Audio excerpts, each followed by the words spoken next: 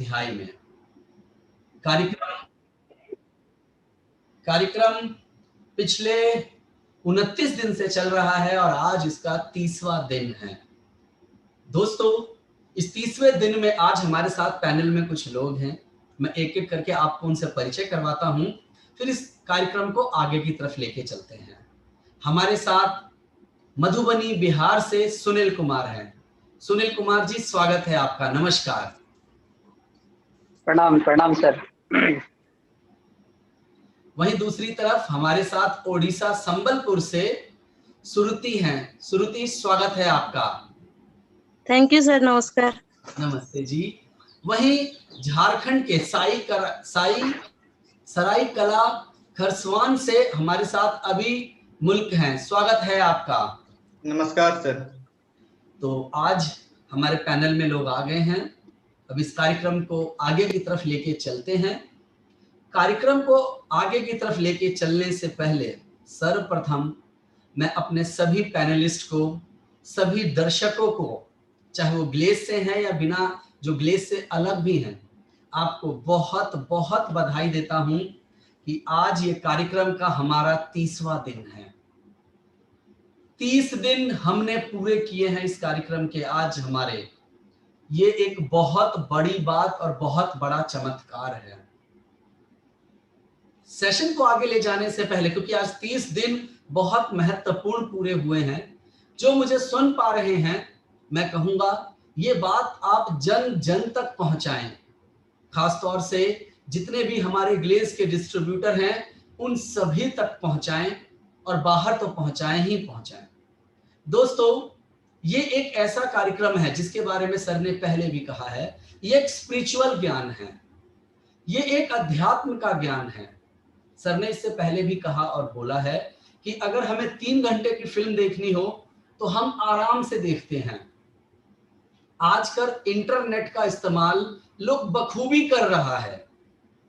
महत्वपूर्ण है उस इंटरनेट को कहां पे इस्तेमाल करना चाहिए, किस जगह पर लगाना चाहिए। इंटरनेट पर अगर आप पैसा हम खर्च कर रहे हैं तो आदमी 2 नजरिए से करता है। एक तो है आपने रिचार्ज किया, रोज का 1.5 GB और 2 GB आपको मिलता है, तो आपको देखो उसको कैसे खर्च करना है। जब नॉर्मल जनरल आदमी खर्च करता है फेसबुक पर, व्हाट्सएप पर, किसी से वीडियो कॉल करने पर, और बच गया तो यूट्यूब पे खर्च करता है। यह है खर्च करना। जो आदमी व्यवसाय से जुड़े हैं या अपने आप को बेटरमेंट करने के लिए अगर कुछ ऐसी चीजें देखते हैं जिससे उनके जीवन में बेहतर और बढ़िया होगा, तो उसे कहते हैं इन्वेस्टमेंट। हम सब इंटरनेट का इस्तेमाल कर रहे हैं, अब उसमें यूट्यूब पे जाकर हम इस तरह का सेशन देख रहे हैं जो आपके जीवन को बहुत अच्छा प्रभाव देगा। तो कहीं ना कहीं आप इन्वेस्ट कर रहे हैं उस समय को, उस इंटरनेट डाटा को, कि आपके जीवन में थोड़ी उन्नति हो, प्रगति हो और गति अच्छी आए। सेम इसी तरीके से अगर आपको देखना क्या है, यूट्यूब पे तो सब कुछ डला हुआ है, वो देखें जो आपके जीवन को फायदा पहुंचाएगा। कल एक छोटी सी बात मैंने कही थी, एक छोटा सा वीडियो मैंने अपने यूट्यूब पे डाला है।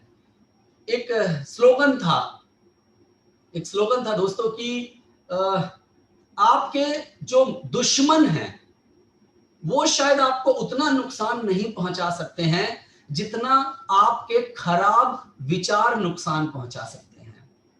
तो विचार कैसा होना चाहिए, किस तरीके का होना चाहिए, क्योंकि विचार बनाए जिंदगी। तो ये सेशन उसी तरह से आपको सिखा रहा है बेहतर विचार को बनाने के लिए। तो दोस्तों, अच्छे विचार ग्रहण कीजिए, जन जन तक इस ज्ञान को पहुंचाइए, एक एक व्यक्ति को इसका फायदा पहुंचाइए, और जो 29 दिन तक का वीडियो नहीं देख पाए हैं उनको बाकी समय का वीडियो भी देखने के लिए जरूर से जरूर कहें। बाकी अभी सेशन को आगे लेके चल रहे हैं। इस सेशन को आगे ले चलने के लिए हमारी अपलाइन और हमारे जो मार्गदर्शक हैं सरबजीत सर, और साथ में आगे मैं कॉल करता हूं रोमश्री मैम को, आए और कार्यक्रम को आगे की तरफ लेके चले।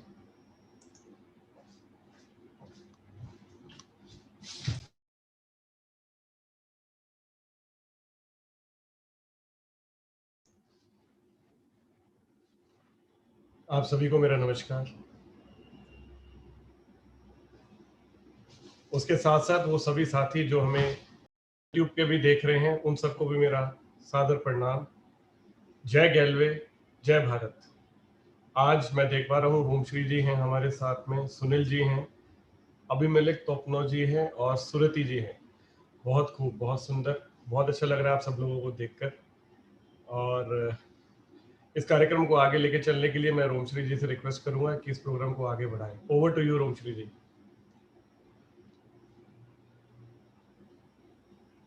नमस्कार सरबजीत जी, नमस्कार कुश, सभी लोग जो पैनल में हैं और वो सभी लोग जो इस वक्त YouTube पर हम सब लोगों को लाइव देख रहे हैं। आप सभी लोगों को मेरा बहुत बहुत आभार, बहुत सारा थैंक यू। आज 30 दिन हो गए, पूरा 1 महीना हम लोगों ने लगातार इस यात्रा को बनाए रखा आप लोगों की साथ के साथ। और मुझे लगता है कि ये बहुत ज़रूरी यात्रा है। सुंदर तो है ही, मगर बहुत ज़रूरी भी था हम सब लोगों के लिए। बहुत सारे मैसेजेस आए मुझे कल, उन लोगों के जिनके जीवन में कुछ बदलाव आया है। बहुत सारे लोग बीमार थे, जिनको कोविड हो गया था और जो पोस्ट कोविड रिकवरी से भी गुजर रहे थे, वीकनेस से गुजर रहे थे, उन लोगों ने बताया कि निरंतर इस प्रक्रिया को करने से उनके अंदर बहुत अधिक ऊर्जा, बहुत जल्दी रिकवरी होने लगी। क्योंकि थीटा जो आप रोज कर रहे हो, मुझे लगता है वो बहुत ही एक अद्भुत प्रक्रिया है आपके शरीर के लिए भी। तो उस ईश्वर का धन्यवाद है। अच्छा लगता है ये देखकर कि इतने सारे लोगों का जीवन बदल रहा है। और हमेशा की तरह फिर से आपको याद दिला दूं आपकी मैनिफेस्टेशन लिस्ट, जो सबसे महत्वपूर्ण है। 30 दिन हो गए इस यात्रा को, 10 दिन और रह गए। 10 दिन में आप अब कहते हैं ना, जो लूट सकते हो लूट लो। ईश्वर की वर्षा हो रही है, तो जो आप चाहते हैं, छोटी चीजें, बड़ी चीजें, सब कुछ लिख लीजिए, कुछ ना भूलें, क्योंकि वो होना निश्चित है। और इस 40 दिन के बाद भी इस प्रक्रिया को आप जारी रखें। Be the creator of your life. आपको ये लगना चाहिए कि आप क्रिएट कर रहे हैं। तो मुझे उम्मीद है कि आपने कुछ नए पॉइंट्स जरूर लिखे होंगे। मुझे आइडियाज देने की अब जरूरत नहीं है, सब लोग समझ चुके हैं। एक चीज जो मैं मेंशन करना चाहती हूँ, कई लोगों ने जो शेयर किया, कॉमन जो उसमें एक मैसेज था, जो बात थी, वो ये थी कि लोग कहते थे कि अगर हम थोड़ा सा भी पॉजिटिव होने की कोशिश करते हैं, तो हमारे आसपास या परिवार में कोई ना कोई ऐसा व्यक्ति या नेगेटिविटी होती है कि हमारी पॉजिटिविटी जो है वो कमजोर पड़ जाती है। मगर इस कार्यक्रम को लगातार करने की वजह से अब लोगों को ये लग रहा है कि वो खुद इतने पॉजिटिव हैं कि वो अपने आसपास के लोगों पर प्रभाव डाल रहे हैं, जो कि मुझे लगता है बहुत अच्छी बात है। वरना उल्टा ही सुनने को मिलता था कि हम तो पॉजिटिव हो जाएं, मगर आसपास जो लोग हैं वो हमें नेगेटिव कर देते हैं। अब लोग कह रहे हैं हम इतने पॉजिटिव हैं कि हम प्रभाव डाल रहे हैं अपने आसपास के लोगों पर, वातावरण पर। तो एक शेर मुझे याद आ रहा था उस बात पर, वो मैं बोल देती हूँ। वो ये था कि तमाम उम्र मैं ये भूल करता रहा, धूल चेहरे पर थी, मैं आईना साफ करता रहा। वाह, क्या बात है, बहुत प्रॉब्लम जो थी वो शायद मुझे अपने अंदर कुछ करेक्ट करना था, बाहर ही बाहर फोकस रहा, और बाहर की चीजों से ही हम एक्शन रिएक्शन करते रहे। तो इस तरह के कार्यक्रम जरूर चलते रहने चाहिए, जहां हमें याद रहे कि हमें अपने अंदर उतरना है और चीजें करेक्ट करनी है, ताकि बाहर की दुनिया पर उसका प्रभाव हम डाल सकें। तो इस बात के साथ हम थीटा करते हैं। और जो लोग पहली बार कर रहे हैं, आपको इस प्रक्रिया में सिर्फ मेरी आवाज सुननी है, गाइडेड मेडिटेशन को फॉलो करना है और अपनी ऊर्जाओं को ऊपर की ओर खींचना है। जो लोग लगातार 30 दिन से कर रहे हैं, मुझे लगता है उनका थीटा और पावरफुल हो चुका है। और भी निरंतर आपको इसको और क्लियर करना है। पावरफुल का मतलब है आपको हर स्टेप महसूस होना चाहिए, पांचों इंद्रियों को। तो जब इस बार आप धरती में उतरे, तो पांचों इंद्रियों से महसूस करने की कोशिश करें। यानी आप उसको स्मेल भी कर सकते हैं ऊर्जा के रूप में, आप उसको छू भी सकते हैं ऊर्जा के रूप में, और देख भी सकें। उस इंटेंशन के साथ करें। तो कर लेते हैं। इस वक्त मैं एक बहुत ही ब्यूटीफुल प्लेस पर हूँ, उत्तराखंड में। एक बहुत ही हाई वाइब्रेशनल प्लेस पर हूँ। एक तरफ जागेश्वर धाम है, जो 12 ज्योतिर्लिंग में से एक है, और एक तरफ कसार देवी है, जो शक्ति रूप मंदिर है, बहुत हाई मैग्नेटिक वाइब्स हैं। और उसके बीच में मैं यहाँ पर आपके साथ ये मेडिटेशन कर रही हूँ। मुझे लग रहा है कि पूरी प्रकृति सहयोग करेगी आज हमारा। और बहुत सारे बंदर आसपास घूम रहे हैं तो पूरा प्रकृति के बीच में और चिड़ियों की आवाजें, बहुत अच्छा लग रहा है। तो मेरे साथ जुड़कर करें और आज हम और ऊपर जाएंगे। रोमश्री जी आपका बहुत बहुत धन्यवाद। आज आप अक्सर ऐसा कहती थी आज से पहले कि जो मैं सोच रही होती हूँ वो आप कह देते हो, मेरे मन में चल ही रहा होता है। तो ऐसा मेरे साथ भी होता है जी। आज मैं जो सोच रहा था वो आपने कह दिया। और क्योंकि इस समय बहुत सारे लोगों का इम्तिहान भी चल रहा है, क्योंकि कहीं ना कहीं दो तरह के लोग हैं जो मैंने नोटिस किए हैं। एक तो वो हैं जो इस कार्यक्रम में जुड़े हुए हैं और उसके जो आसपास के लोग हैं उनके अंदर वो बदलाव लाने की कोशिश कर रहे हैं पॉजिटिविटी से। जी। और दूसरे वो हैं जो चाहते तो हैं जुड़ना, लेकिन आसपास का जो माहौल है वो इतना ज्यादा नेगेटिव है कि वो चाहकर भी नहीं आ पा रहे। तो मुझे लगता है आज हम सब उनके लिए भी मैनिफेस्ट करें कि और लोगों का ईश्वर भला करे, और लोगों को चाहे वो इस कार्यक्रम के साथ जुड़े, ज्ञान के साथ जुड़ना जरूरी है, चाहे किसी भी रास्ते से जुड़े। बिल्कुल। तो आप जिस जगह बैठे हैं वाकई में वहां पर वो बहुत पावरफुल वाइब्रेशन है। तो हम सब मिलकर लोगों के लिए हाईएस्ट लेवल पर और बेस्ट लेवल पर सद्बुद्धि मांगे और ये मैनिफेस्ट करें कि लोग ज्ञान के रास्ते पे चले और सद्बुद्धि के साथ चले। बिल्कुल थैंक यू। बिल्कुल बिल्कुल। तो बस इसी इंटेंशन से करेंगे हम। आराम से बैठ जाइए। जब भी आप थीटा करें तो अपने आप से पूछें, क्या मैं खुश हूँ, क्या मैं आनंदित हूँ? ईश्वर की ऊर्जा से एक होने के लिए उस खुशी को आप पीक पर ले जाएं, 100% कर दें। जितना अंदर से आप आनंदित होंगे उतना अधिक ईश्वर के करीब अपने आप को महसूस करेंगे। आंखें बंद, रीढ़ की हड्डी सीधी मगर शरीर आरामदायक अवस्था में। जो लोग बैठ नहीं सकते वो लेट कर भी कर सकते हैं। और एक विचार या प्रार्थना उस शक्ति को जिसमें आपका यकीन है, उनसे ये प्रार्थना करें कि इस पूरी प्रक्रिया में मेरा सहयोग करें, मुझे ऊर्जा दें और मेरा मार्गदर्शन करें, ताकि इस प्रक्रिया को मैं आज और भी स्पष्ट रूप से कर पाऊं। अपने मन को अपने अंदर ले आएं, अंतर्मुखी हो जाएं थोड़ी देर के लिए। और 3 गहरी सांसें, नाक से अंदर और मुंह से बाहर। सारी पॉजिटिव ऊर्जाएं अंदर और सारी नकारात्मक ऊर्जाएं मुंह से बाहर। सारा प्रकाश अंदर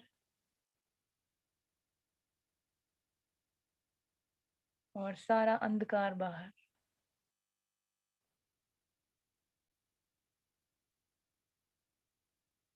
धीरे धीरे सामान्य सांसों की ओर लौट आए। नाक से ही अंदर, नाक से ही बाहर। अपनी सभी ऊर्जाओं को हृदय चक्र में इकट्ठा करें। आज और अधिक स्पष्ट रूप से एकाग्रित होकर अपनी ऊर्जाओं को महसूस करें। आप ही की ऊर्जाएं हैं और आप ही को इन्हें महसूस करना है। तो आज और भी अधिक परिचित हों अपनी ऊर्जाओं से। अपनी ऊर्जाओं को लेकर अपने पैरों में चले जाएं और पैरों से धरती में प्रवेश करें। 10 फीट नीचे जाएं। धरती माँ के अंदर जो कुछ भी है उसे आज और स्पष्ट रूप से महसूस करें। जड़ों को, चट्टानों को, पत्थरों को, मिट्टी को, पानी को, तापमान को महसूस करते हुए 10 फीट नीचे चले जाएं। और वहां से धरती माँ की जितनी भी पॉजिटिव एनर्जी है उसे इकट्ठा करें। उसे लेकर अपने पैरों में आए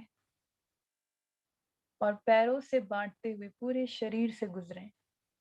रीढ़ की हड्डी से गुजरें, अपने गले तक आ जाएं और गले में इन ऊर्जाओं को आज और स्पष्ट रूप से महसूस करते हुए ऊपर की ओर खींचें। अपने माथे पर, माथे से और ऊपर अपने सिर के केंद्र बिंदु पर, और यहाँ से ऊपर की ओर निकलें। प्रकाश के एक बॉल में आपका होश है, आप हैं। थोड़ा रुक कर इसके रंग की कल्पना करें। ये बॉल आपको लेकर ऊपर की ओर उठेगी। इसके साथ ऊपर जाएं, बिल्डिंग को पार कर जाएं, बादलों को पार कर जाएं और ऊपर चले जाएं। एयरप्लेन लेवल को पार करते हुए और ऊपर अंतरिक्ष में पहुंच जाएं, जहां अलग अलग ग्रह हैं, नक्षत्र हैं, सितारे हैं, आकाश गंगाएं। अंतरिक्ष की ऊर्जाओं को महसूस करते हुए एक के बाद एक अलग अलग रंगों की रोशनियों को पार करते हुए और ऊपर और ऊपर और ऊपर पूरे अंतरिक्ष को पार कर जाएं और आप पहुंचते हैं सुनहरे प्रकाश में, गोल्डन लाइट में, जो हमसे उच्च ऊर्जाओं का तल है। यहाँ पर हमसे उच्च ऊर्जाएं हैं जैसे गुरु, देवी, देवता, संत, महात्मा, पीर, पैगंबर या कोई भी ऊर्जा जो हमसे उच्च है, कल्याणकारी है, प्रेमपूर्ण है। उनकी ऊर्जाओं को, उनकी ब्लेसिंग्स को महसूस करें और ऊपर चले जाएं, और ऊपर और ऊपर और ऊपर जली की परत में प्रवेश करें। यहाँ आपकी प्रकाश की बॉल घुल जाएगी, मेल्ट हो जाएगी और आप आराम से और ऊपर की ओर निकल आएंगे नियमों के तल पर, जहाँ अलग अलग नियम है, विधान है, कॉस्मिक लॉज है, जैसे law of Karma, law of attraction, law of gratitude, समय का नियम, स्थान का नियम, ऊर्जा का नियम, जिनकी कल्पना आप अलग अलग आकारों के रूप में कर सकते हैं। इस बार और स्पष्ट रूप से इन्हें महसूस करें, इनकी हाई वाइब्रेशंस को, और ऊपर चले जाएं, और ऊपर और ऊपर और ऊपर, और आप पहुंचते हैं उच्चतम नियम पर, जो है करुणा का नियम, लॉ ऑफ कंपैशन, जिसकी कल्पना आप गुलाबी रोशनी के रूप में करते हैं, पिंक लाइट। इसे अपने अंदर इनहेल करें, हर सांस के साथ जितना हो सके इस प्रकाश को अपने अंदर भरें। यह आपके हर तनाव को रिलीज कर देता है। जितना आप इसको अपने भीतर भरेंगे, ना ही आप और लाइट हो जाएंगे,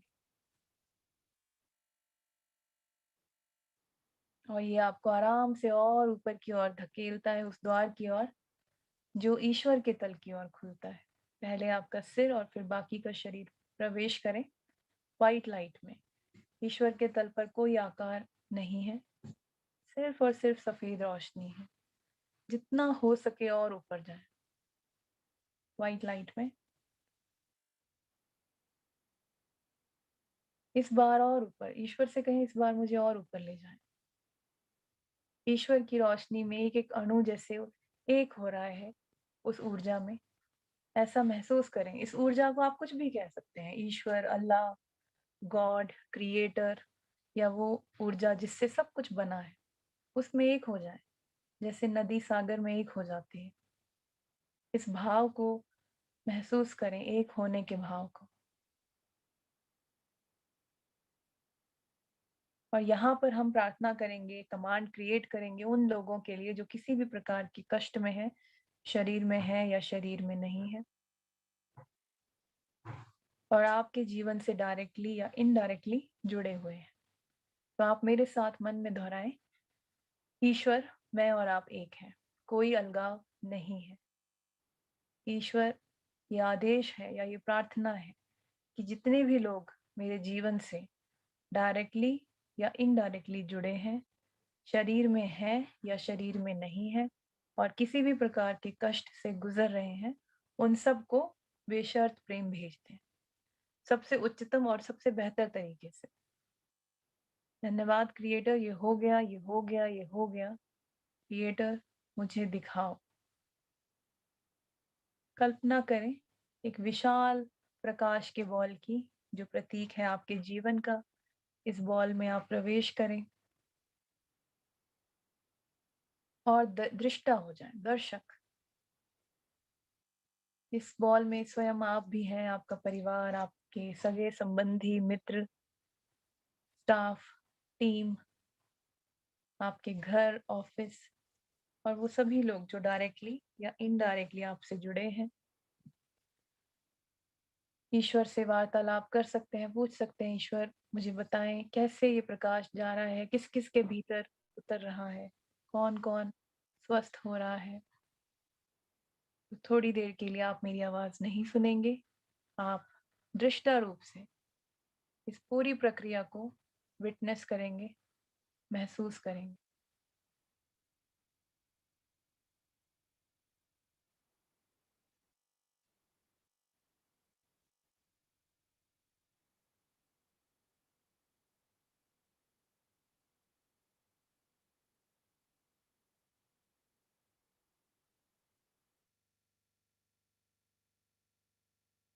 पूरी प्रकाश की बॉल को भर दें।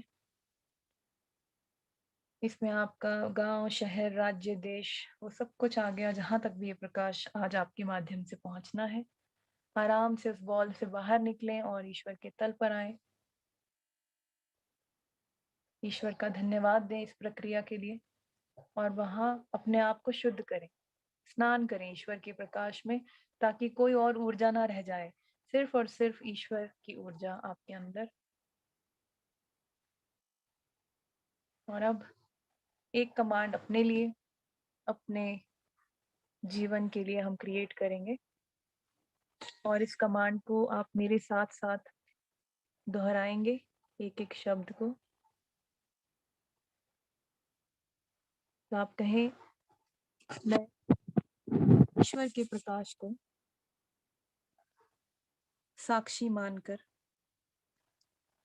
संपूर्ण ब्रह्मांड में ये घोषणा करता हूँ या करती हूँ कि मैं पूरी तरह से स्वस्थ, समृद्ध, सुरक्षित और सकारात्मक ऊर्जा से भरा हूँ। मैं जीवन में ग्लेस के साथ नित नई सफलता की ऊंचाइयों को पा रहा हूँ। मेरी समृद्धि, स्वास्थ्य, लाभ और खुशियों का स्रोत ईश्वर ही है। मैं अनंत ऊर्जा, स्वास्थ्य, सफलता और समृद्धि का स्वागत करता हूँ और इस सब का सदुपयोग करने वाली बुद्धि का भी स्वागत करता हूँ। मैं ईश्वर का आभारी हूँ और सभी उच्च गुणों को सीख रहा हूँ। मैं मन, वचन, कर्म, शरीर और आत्मा से संपन्नता, प्रसन्नता, स्वास्थ्य और उच्च ऊर्जाओं को निरंतर ग्रहण कर रहा हूँ। मैं अपने परिवार और ग्लेस के साथ एक अद्भुत, स्वस्थ, समृद्ध, सकारात्मक, ऊर्जावान, ईमानदार, सफल, उपलब्धिपूर्ण और कल्याणकारी जीवन जी रहा हूँ। और वो सब कुछ जो मैंने अपनी मैनिफेस्टेशन लिस्ट में लिखा है, वो चीजें और अनुभव अब मेरे जीवन में है, सबसे उच्चतम और सबसे बेहतर तरीके से।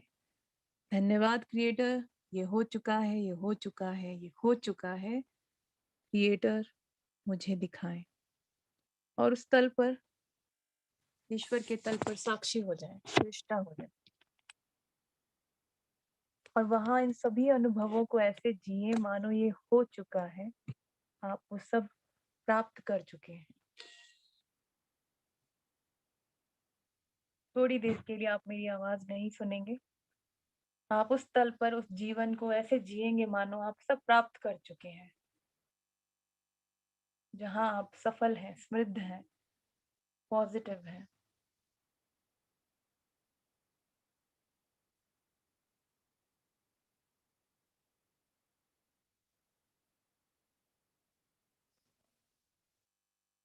उन सभी चीजों को महसूस करें जो आप मैनिफेस्ट करना चाहते हैं, जैसे वो आप प्राप्त कर चुके हैं। और महसूस करें कि जब आप प्राप्त कर चुके हैं तो आप किस तरह का जीवन जी रहे हैं।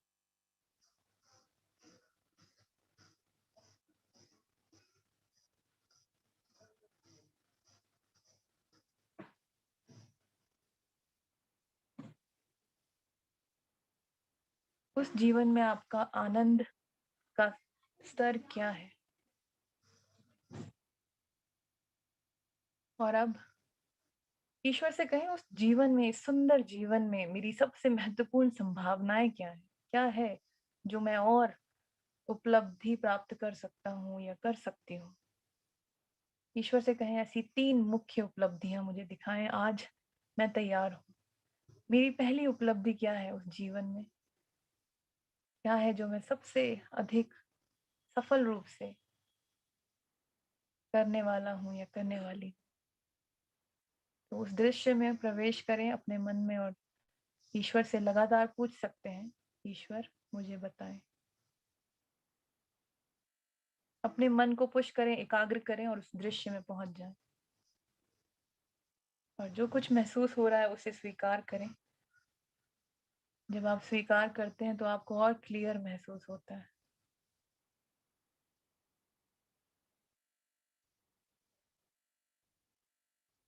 यदि कुछ समझ ना आए तो ईश्वर से पूछें, इसका क्या अर्थ है।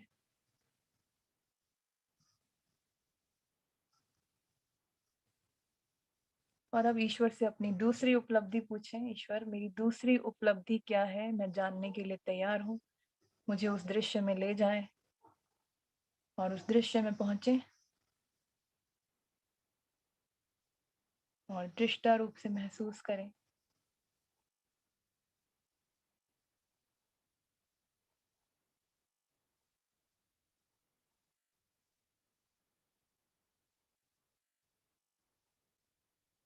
जो कुछ भी हो रहा है उसे स्वीकार करें। ईश्वर का धन्यवाद दें और ईश्वर से अपनी तीसरी उपलब्धि पूछें। ईश्वर, मेरी तीसरी उपलब्धि क्या है उस जीवन में, मैं आज जानने के लिए तैयार हूँ। मुझे उस दृश्य में ले जाएं और फिर उस दृश्य में आप पहुंचे।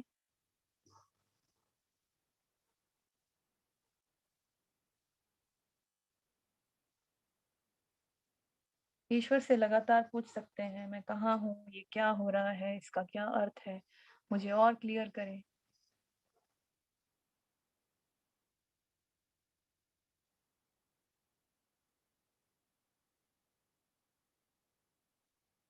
जो कुछ भी आपको महसूस हुआ उसका एक मेंटल नोट बना लें, अपने मन में याद रखें तीनों उपलब्धियों को।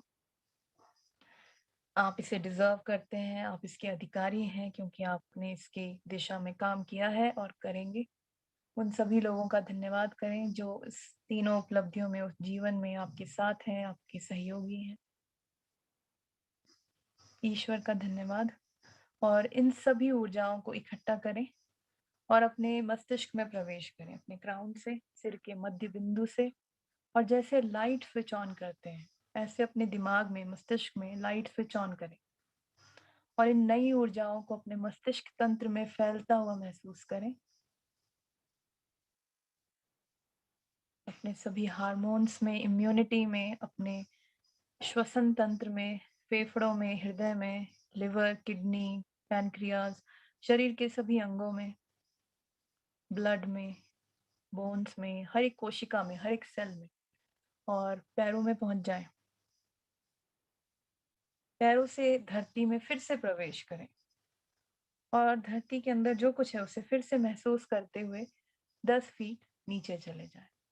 और यहाँ से आप पॉजिटिव ऊर्जा इकट्ठा करें, फिर से पूरे शरीर में भरें। यदि किसी के शरीर में कोई कष्ट है तो वो वहां ज्यादा रुक जाए, ज्यादा प्रकाश को भरें।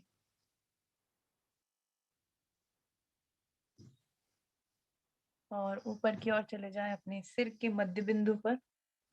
और इस बार जब आप निकलेंगे तो अपने ऑरा में इस प्रकाश को भरेंगे। तो अब अपने ऑरा में इस प्रकाश को भर दें। आपके अंदर भी प्रकाश है, आपके ऑरा में भी प्रकाश है, नई ऊर्जाएं हैं, बेशर्त प्रेम है। और ये विचार करें कि मेरा ऑरा सुरक्षित है, प्रोटेक्टेड है, पॉजिटिव है। और यदि कोई भी ऊर्जा इसे छुएगी तो वो भी पॉजिटिव ऊर्जा में बदल जाएगी।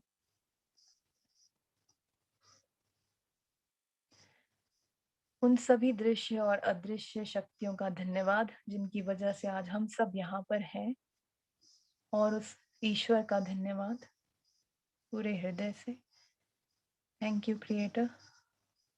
और धीरे धीरे आंखें खोल लें। आंखें खोल कर भी आप ईश्वर के साथ ही कनेक्टेड हैं। मस्तिष्क थीटा ब्रेन वेव्स में ही है, तो एकदम से बातचीत नहीं करें। धीरे धीरे एकीकृत कर लें अपने आप को और पानी पी लें। यदि आप नोट करना चाहते हैं जो आपने देखा ताकि आपको याद रहे तो आप नोट भी कर सकते हैं।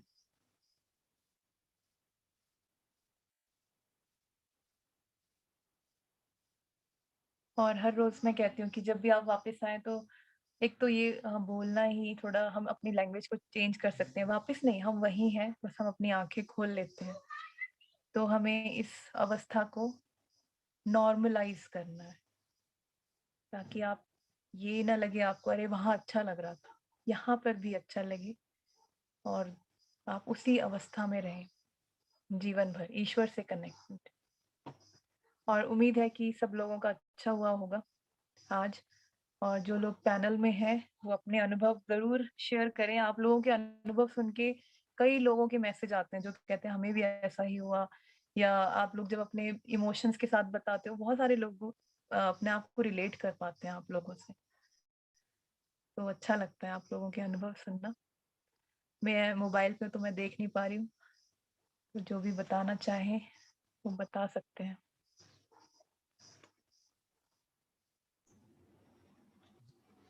हाँ जी, अभिमलेख तोपनोर जी। नमस्कार सर। नमस्कार। सबसे पहले मैं मिस्टर चेतन सर को, मिस्टर सरबजीत सर को, मिस्टर कुश कुमार गुप्ता सर को और रोमश्री मैम को मैं सबसे पहले नमस्कार कहना चाहूँगा। और सबसे पहले मैं बताना चाहूँगा कि इस पैनल में आने के लिए मैं जब हर दिन ठीठा करवाती थी मैम, हर दिन करते थे, रेगुलर करते हुए आ रहे थे।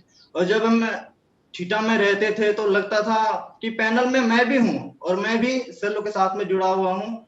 और चेतन सर कह रहे हैं अरे अभिमलेख भाई 3 उपलब्धियां आप देखे हैं, बताइए।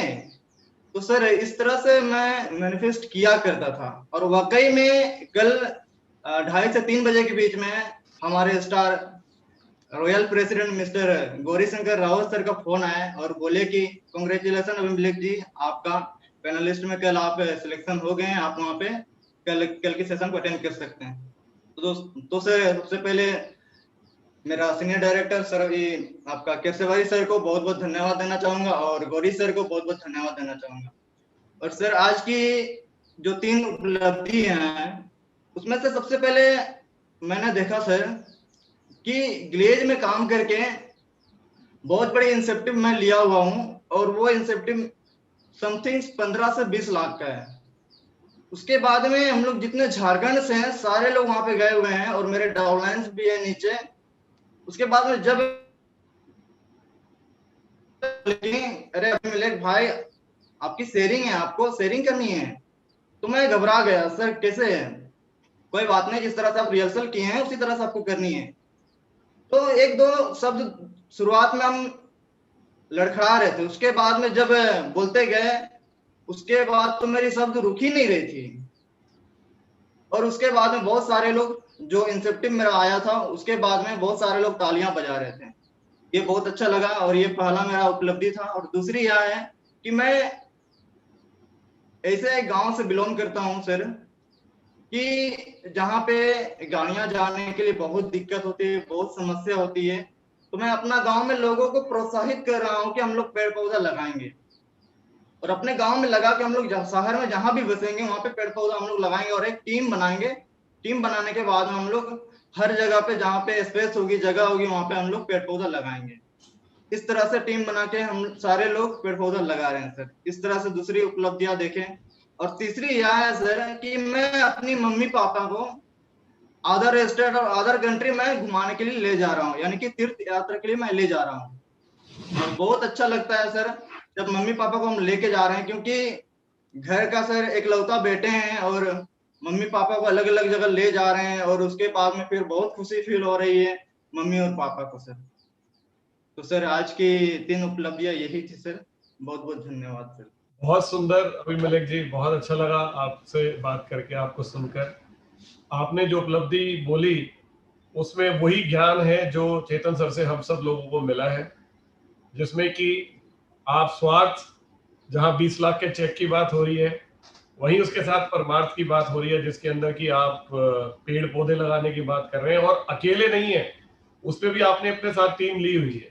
यानी आप उस अच्छे रास्ते पर भी, परमार्थ के रास्ते पर भी सबको साथ लेकर चल रहे हैं। तो ये बहुत सुंदर है। माता पिता की सेवा करते हैं तो ये सारी क्वालिटीज एक अच्छे लीडर की होती है, एक अच्छे इंसान की होती है।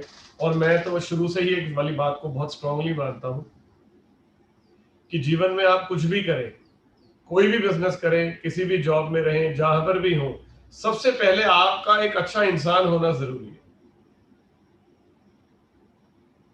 एक ज्ञानवान इंसान, एक पॉजिटिव इंसान जहां पर भी रहेगा ज्ञान ही फैलाएगा। वो बड़ी अच्छी कहानी चेतन सर ने सुनाई थी, अगर आपने सुनी हो, जो गुरु नानक देव जी वाली थी, कि जो लोग जिन लोगों ने उनका तिरस्कार किया, उन्हें बुरा बोला, उन्होंने आशीर्वाद दिया कि बसे रहो, और जिन लोगों ने उनके साथ अच्छा किया, ज्ञानवान थे, सेवा की, उनको बोल दिया उजड़ जाओ। अच्छे लोगों को इसलिए बोल दिया उजड़ जाओ क्योंकि वो जहां भी जाएंगे अच्छा ही फैलाएंगे। तो जो ज्ञान है वो तो फैलना चाहिए। ज्ञान जितना ज्यादा फैलेगा उतना ही लोगों तक ये प्रकाश पहुंचेगा, और आज के समय में तो इसकी बहुत आवश्यकता है। आपको बहुत बहुत अभिनंदन, बहुत बहुत बधाई जो आपने अपने विचार हमारे साथ शेयर किए, और ईश्वर आपकी सारी मनोकामनाएं जरूर पूरी करेगा। It's done, it's done, it's done. Thank you so much. Thank you sir. Thank you. Next कौन बोलना चाहेगा जी? जी सुनील कुमार जी।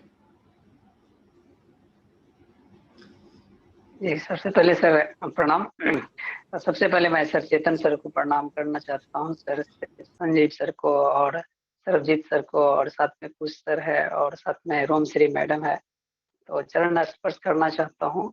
और सबसे पहले सर, इसके बाद हमारे जो आइडियल गुरु है, जिनके द्वारा हमें ये पैनल में आने का मौका मिला, माननीय गौरी शंकर सर, उनको तो मैं तहे दिल से सर शुक्रिया करना चाहता हूँ, क्योंकि मैं इससे पहले एक बार मैनिफेस्ट किया था कि मुझे भी इस पैनल में आने का मौका मिलेगा एक बार।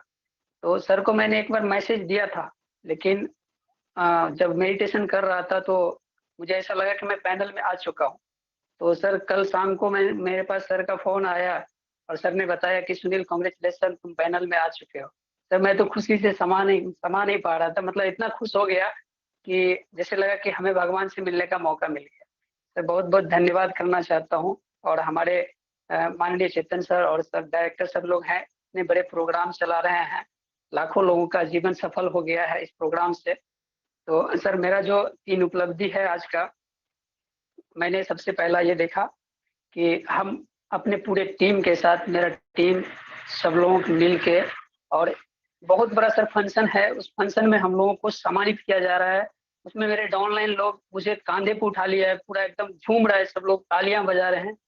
और उसके बाद सर दूसरा उपलब्धि मैंने जो देखा, मेरा घर बहुत अच्छा बना है और मैं अपने मम्मी पापा के साथ में रह रहा हूँ, मेरा पूरा फैमिली खुश है।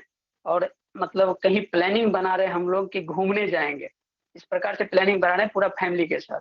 और उसके बाद सर तीसरा जो मेरा जो ये मैंने देखा, तीसरा मैं ये देखा सर कि मैं अपने समाज में एक, जैसे समाज में डॉक्टर का काम होता है ना, वो डॉक्टर का काम कर रहा हूँ, और समाज के सारे लोग मुझे बहुत फूल माला के साथ में, तरासे के साथ में सम्मानित कर रहे हैं। पता नहीं, मैं सर बहुत खुश हुआ हूँ उस टाइम में। पूरे समाज के लोग मुझे लाइन लगा के खड़े हैं और तरासे बजा रहे हैं, ढोल बजा रहे हैं, बहुत सारे लोग सम्मानित कर रहे हैं। सर बहुत बहुत धन्यवाद सर, इतना मैंने इन्वेस्ट किया। Thank you. सुनील जी आपका बहुत बहुत धन्यवाद। बहुत सुंदर आपके विचार सुनकर बहुत अच्छा लगा। आपने मैं आप सबकी जब बात सुनता हूं तो मैंने एक बात नोटिस की है, चाहे अभी आपसे पहले अभी मिलिक ने भी बात की, आपने भी कहा, और ऑलमोस्ट जो भी लोग पैनल पर आते हैं वो सारे लोग जो हैं एक कॉमन बात कहते हैं, और वो ये है कि हमने ये मैनिफेस्ट किया कि हम पैनल में आ रहे हैं। यानी कि आपकी जो मैनिफेस्टेशन है, जब आप इस तरह की मैनिफेस्टेशन करते हैं और पूरी होती है, तो ये ईश्वर का संकेत होता है, ये क्रिएटर का संकेत होता है कि मैं तुम्हारे आसपास हूं, तुम्हारी बात सुन रहा हूं जी। तो जब आपको ये लगता है कि मैंने ये सोचा और ये हो गया, तो इसका मतलब ये है कि आपका कनेक्शन बहुत मजबूत है, और जीवन में आप जो भी कर रहे हैं वो मैनिफेस्ट करिए और शुद्ध भावना के साथ करें। जब पैनल पर आप आना चाहते थे तो आपके मन में बिल्कुल शुद्ध भावना, शुद्ध विचार ये था कि मैं पैनल पर आया, और ये कितनी जल्दी हो गया। तो जीवन में इसी प्रकार अगर आप शुद्ध विचारों के साथ, प्योरिटी के साथ कुछ भी मैनिफेस्ट करेंगे तो वो बहुत जल्दी होता है। तो 2 चीजें बहुत आवश्यकता है जो तो मैंने सुना है, एक सहज होना और दूसरा सरल होना। सहज और सरल, ये 2 ऐसे गुण हैं जिससे ईश्वर भी प्रभावित होता है, ऊपर वाला भी प्रभावित होता है। अगर आप जितने भी हमारे पुराने कहानियां उनको उठा के देखेंगे तो ईश्वर बहुत ज्यादा समझदार, बहुत ज्यादा चालाक लोगों के पास तो नहीं जाते, लेकिन जो सरल होते हैं, जो सहज होते हैं, जो प्योर होते हैं, उनके पास तो वो अपने भक्त के लिए तो दौड़े दौड़े कहीं भी पहुंच जाते हैं। तो ये बहुत अच्छा लग रहा है मुझे कि जितने भी लोग यहाँ पर मौजूद हैं, जो पैनल पर आते हैं, जितनी सरलता के साथ, जितनी सहजता के साथ आप सब ये मैनिफेस्ट करते हैं कि हम पैनल पर आ जाएं, और ईश्वर जब आपकी बात सुनता है तो आपको ऐसे नहीं लगता कि यार कुछ भी पॉसिबल है, एवरीथिंग इज पॉसिबल। तो जैसे आप जिस प्योरिटी के साथ आज आपने उसको मैनिफेस्ट किया है सुनील जी, और आप पहुंच गए हैं, आपको उसकी बहुत बहुत बधाई। तो ये ईश्वर का संकेत है, क्रिएटर का संकेत है कि मैं तुम्हें सुन रहा हूं, और जब भी तुम पूरे दिल के साथ, पूरे मन के साथ, पवित्रता के साथ कुछ भी मांगोगे तो आपको अवश्य मिलेगा। आपने उसके साथ में बोला कि बहुत बड़ा कार्यक्रम हो रहा है, लोगों ने आपको कंधे पे उठाया हुआ है, लोग बहुत खुश हैं, और ये इसके साथ साथ आपने अपना घर देखा, अपने परिवार के साथ आप कहीं वैकेशन पे जा रहे हैं, घूमने जा रहे हैं, ये आपने महसूस किया। तो ये सारी चीज़ें जो आपने देखी हैं ये ज़रूर पूरी हो रही हैं। It's done, it's done, it's done. बहुत बहुत बधाई आपको। चलिए चलते हैं सुरति जी की तरफ। आप सुरति जी बताएं, आपका अनुभव कैसा रहा आज का? सबसे पहले तो हमारा कंपनी का महान director Chetan sir, Sarabjit sir, Sanjeev sir को प्रणाम, और उसके साथ साथ कुछ सर को भी, और रूमसे मैम को भी नमस्कार। जो आज मुझे पैनल में आने के लिए मौका मिला, और पैनल में जो मैं आज आई हूँ, मैं इसको एक अचीवमेंट समझती हूँ, जिसके वजह से मुझे बहुत खुश हो रहा है कि लोग जब आते हैं पैनल में अपना अनुभव शेयर करते हैं, उसको सुनती हूँ तो मुझे भी मतलब अंदर से लगता है कि मैं भी पैनल में जाऊं और अपने अनुभव शेयर करूं। और इसके लिए मैं 2 मैम को धन्यवाद देना चाहती हूँ, जिनके वजह से मैं आज पैनल में आई हूँ, जो मिसेस रजनी मैम और किरण दीदी, तहे दिल से शुक्रिया अदा करती हूँ उनका, जो आज मुझे पैनल में आने के लिए मौका मिला। और बात बोलूँ तो जो एसीपी ट्रेनिंग है, एसीपी ट्रेनिंग को लेने के बाद मेरे अंदर बहुत सारे बदलाव आया है, और मेरे अंदर बहुत सारे बदलाव आया, अपना टीम में भी बदलाव आया, इसके लिए मैं बहुत खुश हूँ। और जो कि आज थीटा मेडिटेशन कर रहे थे, तो उसी समय मुझे जो 3 उपलब्धियां मिला देखने के लिए, मैं उसको शेयर करना चाहती हूँ। और उसको देखने के बाद मुझे बहुत खुशी महसूस हुआ। सबसे पहले तो मुझे ये दिखाई मिला कि मैं सामाजिक सेवा कर रहा हूँ और लोगों का सेवा कर रहा हूँ, उससे मुझे बहुत खुशी मिल रहा है, और लोग भी खुश हो रहे हैं और मैं खुद भी खुश हो रहा हूँ, और उनसे मुझे उनका दुआ मिला है। बोलते हैं कि दुआ में सबसे बड़ा ताकत होता है, तो मुझे उस चीज़ से बहुत खुशी लगा। और दूसरा उपलब्धि जो है कि मैं अपने फैमिली के साथ भारत में अलग-अलग जगह पे जो कि घूम रहा हूँ, और मुझे घूमना बहुत पसंद है, तो उसी चीज़ मुझे देखने ही मिला। स्पेशली उत्तराखंड में बहुत सारे प्लेसेस है जो मुझे बहुत अच्छा लगता है, गूगल पे सर्च करके देखी हूँ, तो वहाँ पे जाके घूम के बहुत मज़ा आ रहा है, ये महसूस की। और दूसरा जो होता है, अभी लॉकडाउन के दौरान नेटवर्क में बहुत सारे उतार-चढ़ाव हो रहे हैं, जिसके कारण मैं अपने आप कमज़ोर हो गई थी। लेकिन जो हमारा ये 40 डेज़ का जो लाइफ चेंजिंग प्रोग्राम आया, उसको अटेंड करने के बाद मुझे मेरे अंदर एक एनर्जी आ गया, और मैं वहाँ पे देखी जो तीसरी अनुभव, मेरे नेटवर्क में बहुत सारे ग्रोथ आया है, और सब लोग बहुत खुश हैं और काम बहुत अच्छी तरीक़ा से चल रहा है। तो मेरे जो 3 उपलब्धियाँ था, इतना ही था। फिर से आप सभी लोग को धन्यवाद देना चाहूँगी, जो मुझे यहाँ आने का मौका मिला और अपना जो उस अनुभव है शेयर करने के लिए मौका मिला। Thank you so much sir. बहुत-बहुत धन्यवाद सुरति किशन जी आपका। आपने बहुत कम शब्दों में अपनी बात को रखा और बहुत अच्छे तरीके से रखा। आपकी पहली उपलब्धि ही परिवार से शुरू होती है, सामाजिक सेवा से, जो आपने देखी, और उसे करते हुए आप बहुत खुश हैं, जो कि ये बताती है कि आपके जो संस्कार हैं, जो आपको मिले हैं अपने बड़ों से और पिछले पूर्व जन्मों के, उससे कहीं न कहीं आप परमार्थ में बहुत खुशी महसूस करती हैं। तो ये पहला हुआ आपका। दूसरा, आप घूम रही हैं, आपको घूमना बहुत पसंद है। आपने उत्तराखंड में बहुत सारी प्लेसेस सर्च की हैं और गूगल पे आपने देखा है, तो ये भी ज़रूर होगा। मेरा भी इस बिज़नेस में आने का जो एक जितने भी कारण थे, उनमें से एक कारण ये था, मुझे भी घूमने का बहुत शौक है, और यही कारण है कि हम अपने बिज़नेस प्लान के अंदर ट्रैवल बोनस भी लेकर आए हैं, जिसकी वजह से हम लोग बहुत सारी जगहों पर जाते भी हैं। अभी भी हमने ट्रिप रखे हुए हैं। आप कुछ कहना चाह रही हैं? जी जी सर, जो इंटरनेशनल योगा डे हुआ था ऋषिकेश पे, तो उसमें मेरे जाने का इंटरेस्ट नहीं था, लेकिन किरण दीदी ने बताया कि जाएंगे साथ में दोनों। मैं बोली कि अकेले कैसे जाऊंगी, एक नया जगह है, कभी नहीं गया हूँ। तो किरण दीदी बोले कि मैं जा रही हूँ, साथ में जाएंगे। तो जब निकले तो किरण दीदी का कुछ रीजन की वजह से वो नहीं गए जा पाए, तो मेरा ट्रेन टिकट हो गया था। तो मैं सोची कि कैसे जाऊंगी। हमारे उड़ीसा का उस समय कोऑर्डिनेटर थे जो सत्यजीत सर, उन्होंने बोले कि कुछ नहीं होगा, साथ में जाएंगे दोनों। तो मैं सोची कि जाऊंगी नहीं जाऊंगी, नहीं जाऊंगी। लास्ट में डिसीजन की कि जाऊंगी जैसे भी करके, कुछ नहीं होगा, ऐसे सोची और गई। तो वहाँ पे जो प्लेसेस है थोड़ा बहुत देखे, लेकिन मतलब मुझे बहुत इंटरेस्ट लगा, तो मैं फिर से सर्च की। तो मुझे जो हरियाली है, नदी पहाड़ी है, ये सारी चीज देख के ना, उत्तराखंड में जितने सारे प्लेसेस है वो घूमने के लिए मुझे इंटरेस्ट पैदा हुआ मेरे अंदर। और वाकई में ये सब हमारा मुझे मुमकिन हुआ कि जो विलेज की वजह से मुमकिन हुआ। विलेज में आई तो उतना दूर जा पाई, नहीं तो जा पाती या नहीं पाती नहीं बोल सकती। हमारा देश बहुत खूबसूरत है और बहुत सारी जगहें हैं जो वाकई में आप कह रहे हैं।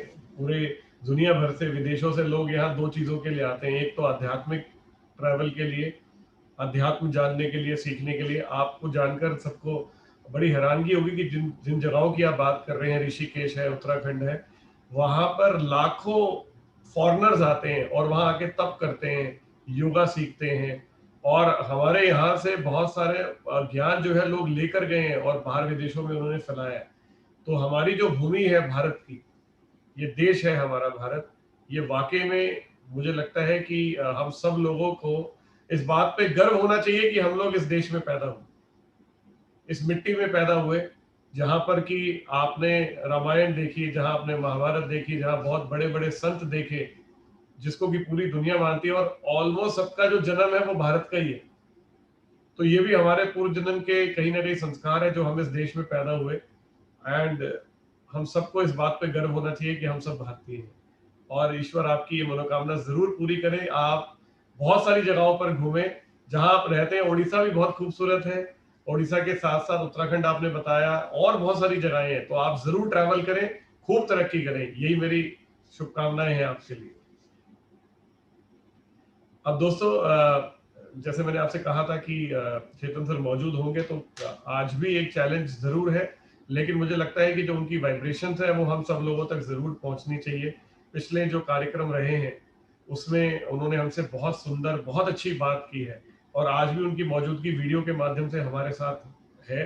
तो मैं चाहूंगा कि हम सब उनको सुने और उसके बाद इस कार्यक्रम को आगे बढ़ाएं। तो नवीन, अगर आप मेरी आवाज सुन रहे हैं तो मैं आपसे कहूंगा कि आप चेतन सर का वीडियो प्ले करें ताकि हम सब लोग आगे बढ़ सके ज्ञान में। थैंक यू नवीन।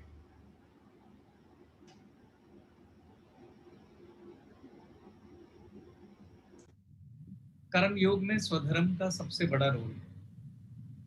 पहले स्वधर्म का मैं संधि विच्छेद कर देता हूं। स्व मतलब मेरा, धर्म मतलब मेरा कर्तव्य है। स्वधर्म मतलब मेरा कर्तव्य। इस सृष्टि में, इस ब्रह्मांड में कोई भी ऐसा नहीं है जिसका अपना कोई स्वधर्म नहीं हो। जैसे पृथ्वी का स्वधर्म है कि उसे 360 दिनों में, 365 दिनों में सूर्य के चारों तरफ चक्कर लगा। पृथ्वी का स्वधर्म है कि उसे 24 घंटे में एक बार अपना चक्कर धुरी पे पूरा करना है। चंद्रमा का स्वधर्म है कि वो 28 दिन में पृथ्वी के चारों तरफ चक्कर लगाएगा। आग का स्वधर्म है कि उसने जलाना ही है, चाहे कोई भी परिस्थिति हो। पानी का धर्म है कि स्वधर्म है कि उसे शीतलता प्रदान करनी ही है। ये सब चीजें क्या मैसेज देती हैं? क्या पृथ्वी ने कभी अपना स्वधर्म छोड़ा? अगर छोड़े तो क्या होगा?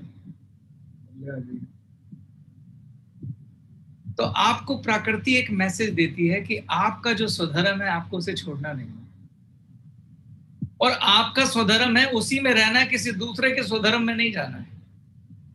जैसे अगर किसी ने गलत काम किया है, अन्याय किया है, तो आपका स्वधर्म उसको दंड देना नहीं है। आपका स्वधर्म उस बात को दंडाधिकारी तक पहुंचाने का है, न्यायाधीश तक पहुंचाने का है। दंड देने का अधिकारी कौन है? न्यायाधीश, क्योंकि वो उसका स्वधर्म है। अगर इस सृष्टि में सभी लोग अपने स्वधर्म में रहें तो कहीं कोई परेशानी ना हो। समस्या शुरू तब होती है जब हम अपना स्वधर्म छोड़ देते हैं, और स्वधर्म का त्याग करना ही पाप है। पहले तो ये भी समझना पड़ेगा आपका स्वधर्म है क्या। वो पृथ्वी डिसाइड नहीं करती है कि मुझे 365 दिन घूमना है, या चलो मन कर रहा है 300 दिन घूम लेती हूँ, चलो आज मन कर रहा है मैं 100 दिन में थोड़ा स्पीड बढ़ा के पूरा एक चक्कर लगा लेती हूँ ना। वो विधाता के बनाए नियम है। जैसे आपको रोमश्री जी नियमों के तल पे ले गई थी, तो स्वधर्म भी एक लॉ है, एक नियम है जो विधाता ने बनाया, आपने नहीं बनाया। आपको विकल्प जरूर परमात्मा ने दे दिया है कि आप स्वधर्म पे चलेंगे नहीं चलेंगे, उसी से कर्मफल यानी कि प्रारब्ध तय होता है। अब जैसे कि आप में से ज्यादातर लोग बिजनेस कर रहे हैं, गृहस्थ हैं, उनके बच्चे हैं, पत्नी है, माता पिता हैं, भाई बहन हैं, तो आप गृहस्थ हैं, तो आपको समझना पड़ेगा गृहस्थ का स्वधर्म क्या है। कुछ लोग होते हैं जो सन्यासी हो जाते हैं, जिन्होंने घर बार त्याग दिया और सिर्फ ईश्वर की तरफ लग गए। तो सन्यासी के भी अपने स्वधर्म है। अगर वो किसी गुरु के शरण में चला गया है तो गुरु आज्ञा में रहना उसका स्वधर्म है, भिक्षा मांग के खाना उसका स्वधर्म है, और तपोवन में रहना उसका स्वधर्म है। लेकिन जो गृहस्थ है उसका स्वधर्म क्या है? पुत्र का स्वधर्म है माता पिता की सेवा करना, पत्नी का स्वधर्म है पति की सेवा करना, पति का स्वधर्म है पत्नी को लक्ष्मी स्वरूपा रखना, घर की लक्ष्मी बना के रखना, पुत्र का स्वधर्म है पिता की आज्ञा में रहना। ऐसे बहुत सारी चीजें मैं तो शॉर्ट में बता रहा हूं, और ये सब मैं ये नहीं कह रहा हूं कि मैं इसका पालन कर रहा हूं। बार बार जब मैं बोलूं तो मैं बहुत सी चीजों का मैं पालन कर पा रहा हूं, बहुत सी चीजों का नहीं कर पा रहा हूं। लेकिन जब मैं कह रहा हूं नहीं कर पा रहा हूं तो मैं अपने प्रति ईमानदार हूं और ईश्वर से प्रार्थना करता हूं कि मुझे मेरे स्वधर्म में रखो। जो सही है वो सही है, जो गलत है वो गलत है। पहले ये कहना पड़ेगा, उसके बाद अपने आप ईश्वर मदद करेगा। हमें अपनी गलती को जस्टिफाई नहीं करना चाहिए, उसके लिए कहानियां नहीं सुनानी चाहिए कि भाई मैं तो इसलिए ये काम करता हूं ना। सीधी बात है, तुम अपने स्वधर्म में नहीं हो और तुम्हें ईश्वर से प्रार्थना करनी है कि मैं स्वधर्म में रहूं। आप व्यापारी हैं तो व्यापार का अपना स्वधर्म है। जैसे अगर मैं आज की बात करूं, यहाँ पे आप जब इस कंपनी में हैं तो आपके 3 स्वधर्म हैं, कम से कम 3, और भी ज्यादा है पर 3 है। पहला, आप एक विक्रेता हैं, कस्टमर को, यहाँ पे कस्टमर और डिस्ट्रीब्यूटर दोनों एक ही संदर्भ में लिए जा सकते हैं। आप किसी व्यक्ति को हमारी कंपनी में लेके आते हैं, ज्वाइन कराते हैं, उसको कंपनी का डिस्ट्रीब्यूटर बनाते हैं, उसको प्रोडक्ट बेचते हैं। मैं पैनल के लोगों से पूछता हूं, देखिए आप में कौन क्या बोलता है, इस समय आपका स्वधर्म क्या होना चाहिए जब किसी व्यक्ति को आप अपने साथ जोड़ लेते हैं? कोई भी आप में से बोलना चाहे? हाँ बोलिए बोलिए। सबसे पहले तो उसके साथ अच्छे रिलेशन बनाना चाहिए, और हमारा प्रोडक्ट के बारे में उसको अच्छा से, जो कैसे क्वालिटी के हैं और उसको कैसे व्यवहार करना चाहिए उसके बताना चाहिए। ईमानदारी से उसको बिजनेस में लेके आना चाहिए। जो हमारा बिजनेस प्लान है उसको ईमानदारी से देना चाहिए, ना कोई झूठ मूठ। हाँ कुछ सर, सबसे पहले अगर कोई मेरा ग्राहक या डिस्ट्रीब्यूटर बन रहा है, ट्रांसपेरेंट होकर उसके लिए कौन सा प्रोडक्ट बेहतर है, सबसे पहले मुझे वो बताना चाहिए। ट्रांसपेरेंसी के साथ हमारा बिजनेस प्लान हमें उसे बताना चाहिए। तो साफ स्वच्छ मन से, जैसे वो जो बात मिलन ने भी बोला, हमें सब कुछ उसको स्पष्ट तरीके से बताना चाहिए। उसको हमारे साथ जुड़ने से क्या क्या फायदा है और क्या क्या लेगा तो फायदा है, हमें इस तरह की चीज सबसे पहले उसे बताना चाहिए। बहुत सुंदर, आप दोनों के जवाब खूबसूरत हैं। मैं एक ऐसे जवाब का इंतजार कर रहा हूं जो तय कर देता है कि स्वधर्म है या नहीं है। देखते हैं कौन बताता है। हाँ सर। जी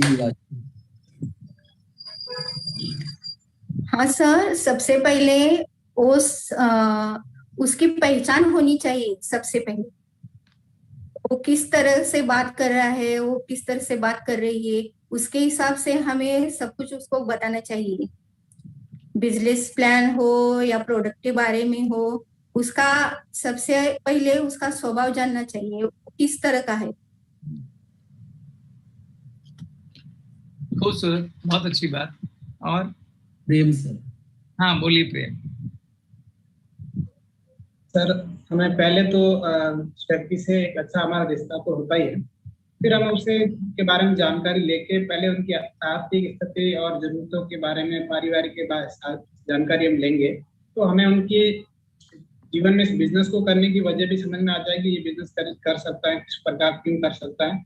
उसके बाद में उनके घर में जरूरी प्रोडक्ट के लिए जानकारी कि ये प्रोडक्ट आपके घर में इस्तेमाल होते हैं, दूसरे होते हैं, इसकी जगह आप गैलवे के यूज करते हैं तो आपके बेनिफिट है।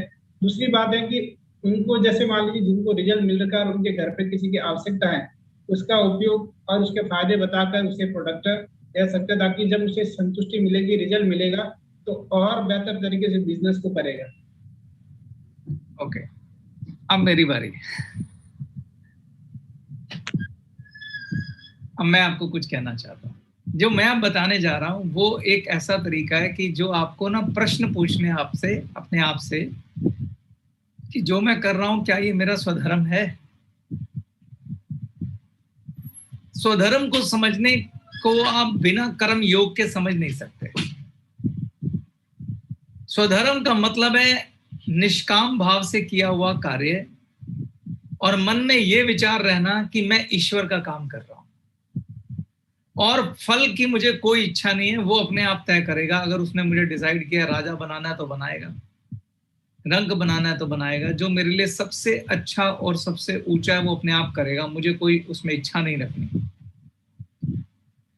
तो जब आप स्वधर्म करते हैं तो उसमें पहला लक्षण ये होना चाहिए कि वो निष्काम भाव से होना चाहिए, क्योंकि सारे फसाद की जड़ जो है वो सकाम है। जब काम, क्रोध, मोह, लोभ धर्म करते वक्त यानी अपना कार्य करते वक्त साथ रहता है तो अक्सर हम अपना स्वधर्म छोड़ देते हैं, अक्सर हम गलत काम कर जाते हैं। गुस्सा हो गया किसी से, लालच आ गया, लालच आएगा तो झूठ करेंगे, फरेब करेंगे, बेईमानी करेंगे, गलत बात बोलेंगे, है ना। तो स्वधर्म में का पहला लक्षण यह है कि वो निष्काम होना चाहिए, सकाम नहीं होना चाहिए। क्योंकि जब वो सकामी होता है तो सकामी का मतलब होता है काम के साथ। काम का मतलब होता है कामनाएं, क्रोध, मोह, लोभ, अभिलाषाएं, वो सब जुड़ जाती हैं तो वो आपको गलत काम करने के लिए प्रेरणा देती है। तो हमेशा स्वधर्म में आप पहला लिखिए निष्काम भाव होना चाहिए, दूसरा लिखे कि मैं ईश्वर का काम कर रहा हूं, ये भाव होना चाहिए कि भगवान ने मुझे ये काम करने के लिए नीचे भेजा। जैसे सदन कसाई को कसाई बना के भेजा था, तो भगवान ने मुझे नेटवर्किंग करने के लिए भेजा, डिस्ट्रीब्यूटर बना के भेजा और मैं उसका काम कर रहा हूं। फिर तीसरा अपने काम की परिभाषा लिखे, आप कर क्या रहे हैं। मैंने कहा था जब आप काम करते हैं तो उसमें स्वार्थ जमा परमार्थ होना चाहिए, तीसरी बात लिखिए, स्वार्थ जमा परमार्थ। अब मैं आपसे बोलता हूं कि जब मुझे किसी को गैलवे का डिस्ट्रीब्यूटर बनाना है तो मेरा भाव ये होना चाहिए कि मुझे इसका जीवन बदलना है। हे ईश्वर, मुझे ये काम जो आपने दिया है वो जीवन बदलने का काम देना, कि जिसे जो मुझ पे भरोसा करके आ रहा है, जो मेरा मित्र है, जो मेरा साथी है, मैं इसको ग्लेज में लेके आ रहा हूं तो मैं इसका जीवन बदलो। तो ये आप नेक्स्ट लाइन लिखिए, स्वार्थ प्लस परमार्थ, और मेरा भाव होना चाहिए कि मैं ये जो व्यक्ति आ रहा है इसका जीवन बदलना चाहता हूं। लिख लीजिए सारी बात, आपका स्वधर्म बता रहा हूं मैं आपको।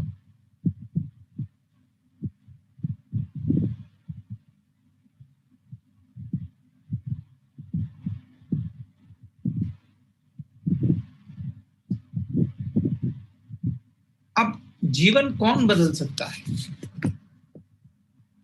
ज्ञान कौन दे सकता है?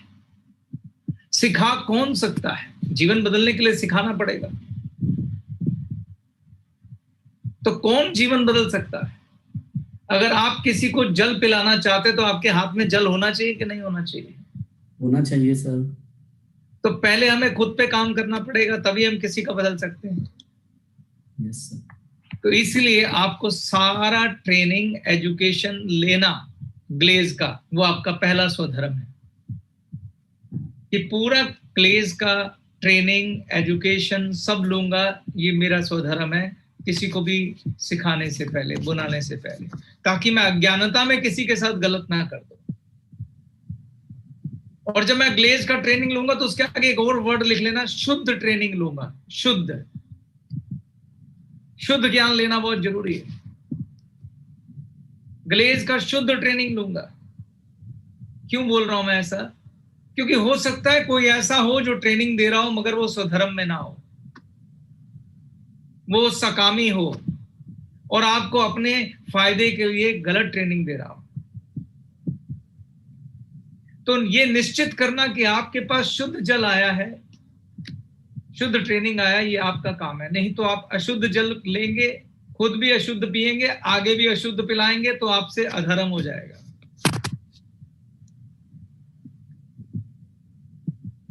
भगवान ने 2 आंखें आगे देखने के लिए दी हैं, पीछे नहीं। अगर पीछे से गंदा पानी आया तो आपका काम है उसे शुद्ध करके आगे भेजिए, ये आपका स्वधर्म है। क्योंकि आपके कर्म आपके साथ है। मैंने बार बार बोला, कोई गलत कर रहा है उससे कोई लेना देना नहीं, आपको सही करना है। आपका बॉस भगवान है, वो नहीं है। जवाबदेही आपको उसको है, उसी ने आपको कर्म फल देना है। तो आपके कर्म के जिम्मेदार आप होंगे। आप ये वाली बातें नहीं कर सकते कि मेरा अपलाइन ने गलत सिखा दिया, उसने गलत सिखा देना। आप गलत करोगे, बद्दुआ और दुआ दोनों के हकदार आप ही होंगे।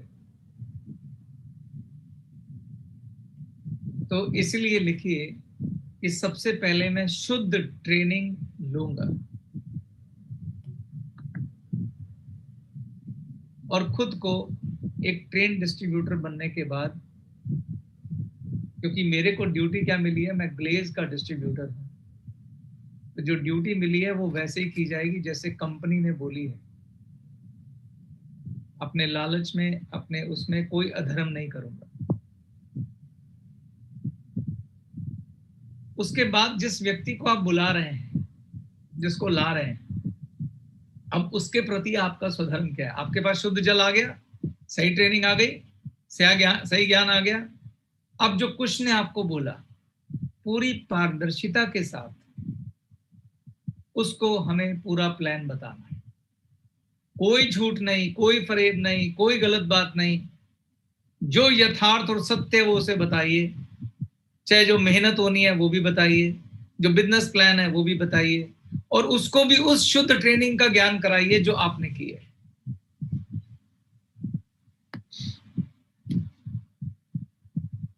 आपको मालूम नहीं है कि दुनिया का सबसे बड़ा काम होता है एक शिक्षक बनना, क्योंकि शिक्षक जो है वो दीपक जलाता है, लोगों के जीवन में ज्योति जलाता है। तो आपका ज्ञान जितना श्रेष्ठ और शुद्ध होगा, उतना ज्यादा आप लोगों के जीवन में ज्योति जलाएंगे। तो जब ज्ञान भी दें तो परमार्थ और स्वार्थ दोनों का दें। उसे बिजनेस भी सिखाएं और उसे ये जो ज्ञान आपको मिल रहा है ताकि उसके जीवन में खुशियां भी आए, ये भी सिखाएं। उसको आप थीटा भी कराएं, उसको प्रेरणा दें कि भाई दान भी कर। मैं सभी अपलाइन का आह्वान करता हूं जिनके पास टीमें हैं, कुछ ना कुछ परमार्थ का कार्यक्रम अपने अपने नेटवर्क में चलाएं। और परमार्थ खाली पैसों से नहीं होता,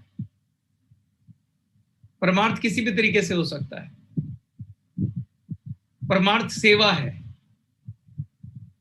जैसे सिखों में सेवा करते हैं, लोग लंगर चलाते हैं, लोग जाके दूसरों के जूते तक पॉलिश करते हैं। परमार्थ सेवा है। आप खून दान दे के भी परमार्थ कर सकते हैं। आप पेड़ लगा के भी परमार्थ कर सकते हैं, आप जीवों को रोटी खिला के भी परमार्थ कर सकते हैं। वैसे परमार्थ आपके घर से पहले शुरू होता है। अपने माता पिता की सेवा जरूर कर लीजिएगा सबसे पहले, ये ना वो बेचारे भूखे बैठे और आप बाहर परमार्थ कर रहे हैं।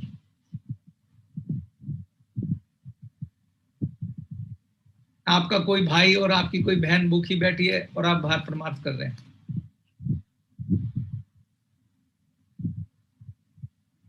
तो मैं ये आपसे कह रहा था कि जब आप अपनी डाउनलाइन को जिसे आप लेके आए हैं उसके प्रति आपका जो स्वधर्म भाव होना चाहिए वो क्या होना चाहिए?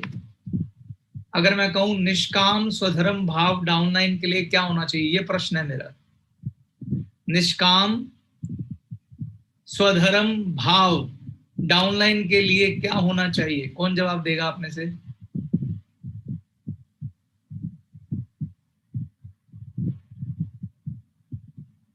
आपकी डाउनलाइन के प्रति आपका भाव क्या होना चाहिए, इसका कोई जवाब दे पैनल में से। हाँ बोलिए प्रेम।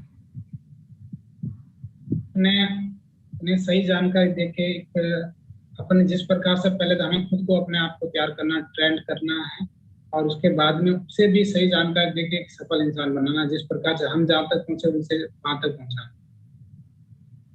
बहुत सुंदर प्रेम, बहुत अच्छी बात। आपका भाव ये होना चाहिए कि ये व्यक्ति मेरी वजह से इस कंपनी में आया है, ईश्वर मुझे शक्ति देना कि मैं इसका जीवन बदल दूं। जब आपके नीचे डाउनलाइन है तो हमेशा आपका ये भाव रहना चाहिए इसको प्रमोशन दिला दो, ये नहीं कि तू बिजनेस कर ताकि मुझे प्रमोशन मिले, ये सकाम हो जाएगा। देखो कितना सुंदर बिजनेस है हमारा। आप हमेशा ये भाव रखिए कि मुझे डाउनलाइन को प्रमोशन दिलाना है, अपनी चिंता नहीं है, अपनी चिंता वो करेगा। आपके नीचे 5 डायरेक्ट हैं, अगर आपने उनको प्रमोशन दिला दिया तो आपका अपने आप होगा कि नहीं होगा? होगा ना। तो बात लेकिन भाव की है। आपके प्रमोशन का फल उसने दे देना है, मगर आप जिन लोगों को लेके आ रहे हैं, जिन्हें आप कह के लाए हैं तेरा जीवन बदल सकता है, उसके लिए आप 100% प्रयास करिए। सिर्फ उसके प्रमोशन के लिए, चाहे आपकी एक ही लेग चल रही हो, उसके प्रमोशन के लिए प्रयास करिए। अपना फायदा नुकसान मत देखिए, आपका फायदा नुकसान वो तय करेगा।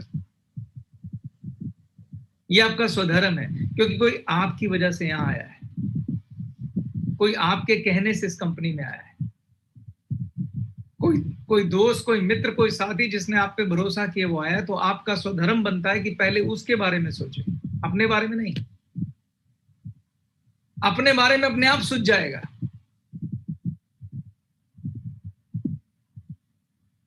उसे पूरी प्रोडक्ट की ट्रेनिंग दीजिए, जैसा प्रेम ने बोला, खुद सीखें और सिखाएं। पूरा प्लान का ट्रेनिंग दीजिए, काम कैसे करना है, हाथ पकड़ के उसको काम कराइए, क्योंकि यहाँ पे आप उसके साथी भी हैं, टीचर भी हैं और बिजनेस भी कर रहे हैं। तो ये आपका स्वधर्म है। तो स्वधर्म के जो गुण हैं उसमें क्या है? निष्कामता होती है, यानी उसमें सकामता नहीं होती है, और ईश्वर का काम कर रहा हूं ये सोच के करना होता है, और स्वार्थ प्लस परमार्थ का कॉम्बिनेशन होता है। दूसरे के भले के बारे में सोचना है, अपने फायदे के बारे में नहीं सोचना है, अपना फायदा अपने आप हो जाएगा। स्वधर्म में शिकायत की जगह बचती नहीं है। जब आप स्वधर्म में होते हैं, स्वधर्म का मतलब अपना धर्म,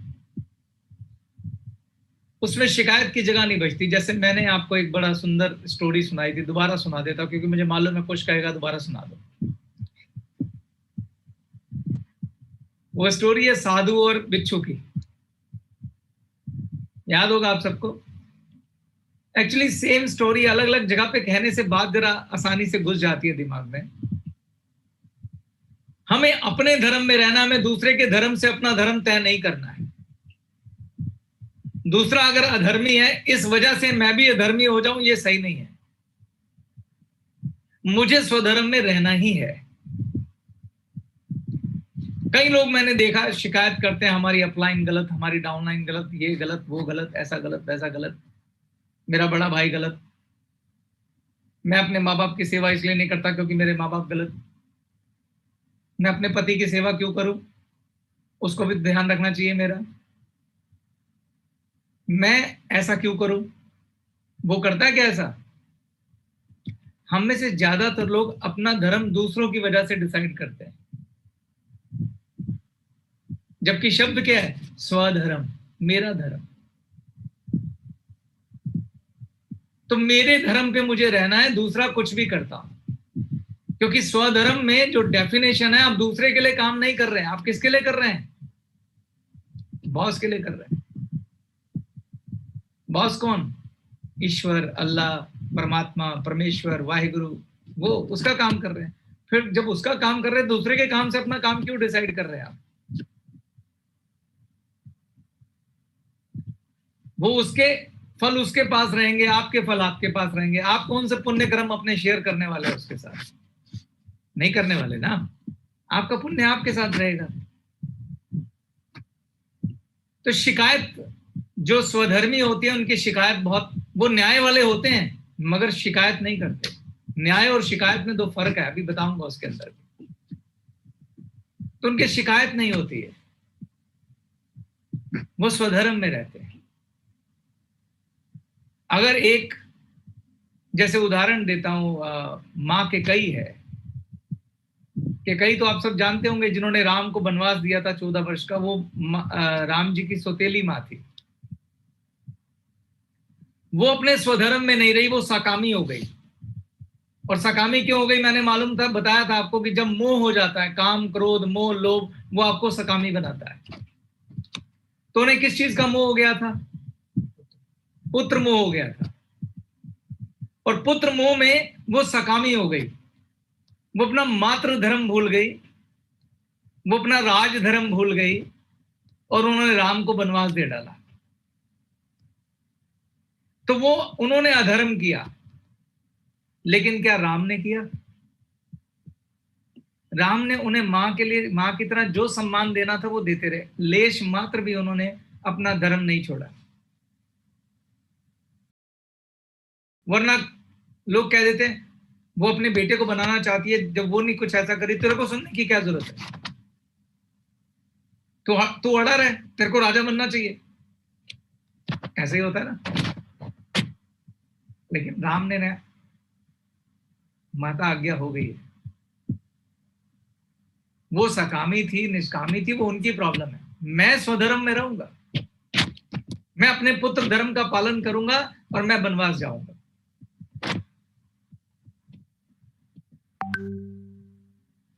तो किसी और के अधर्म से आप अपना धर्म तय मत करिए।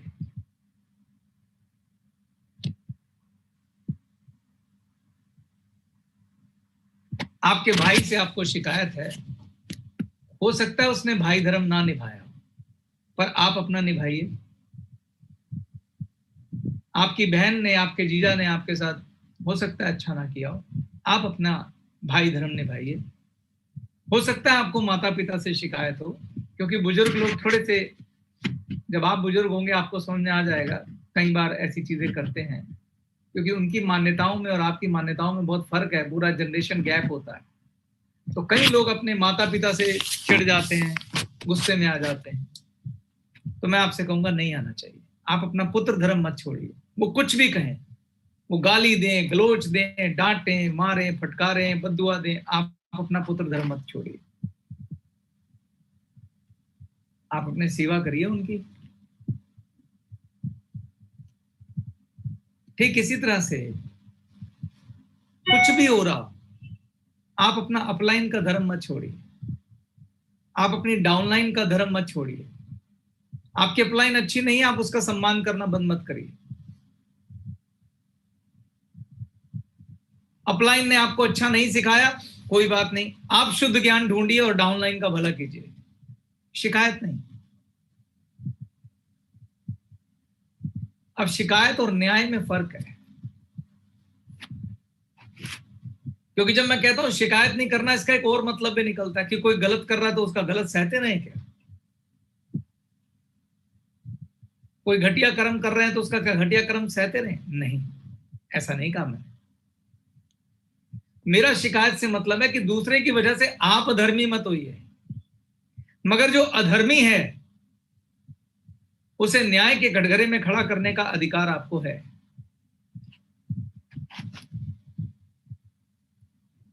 मेरा सिर्फ इतना कहना है कि किसी और के अधर्मी होने की वजह से आप अपना धर्म बदलकर जस्टिफाई नहीं कर सकते। सॉरी, मैं वो कहानी भूल गया जो बिच्छू और साधु की थी, वो मैं सुना देता हूं। एक बार एक साधु अपने शिष्यों के साथ जा रहे थे। रास्ते में एक छोटी सी जो नदी बहती है, छोटी सी, वहां पर उन्होंने देखा कि एक बिच्छू जो है, बिच्छू वो डूब रहा था। तो साधु का मतलब ही है जिसमें बहुत करुणा होती है। साधु का मतलब ही है जो संत है, जिसमें लेश मात्र भी क्रोध नहीं होता, वो ही साधु है। जिसने सबको साध रखा है वो साधु है। तो उसने क्या किया, उसने उस बिच्छू को बचाने का प्रयास किया। साधु ने जब उसने बचाने का प्रयास किया तो उस बिच्छू ने उनको डंक मार लिया। तो बिच्छू ने साधु ने अपना हाथ झटका और फिर से उस बिच्छू को बचाने का प्रयास किया। जब फिर से प्रयास किया, उसने फिर से डंक मार लिया, मगर उन्होंने फिर भी अपना हाथ झटका और तीसरी बार फिर प्रयास किया। जब तीसरी बार प्रयास किया तो उसने फिर डंक मार लिया। अब उनके शिष्यों से रहा नहीं गया।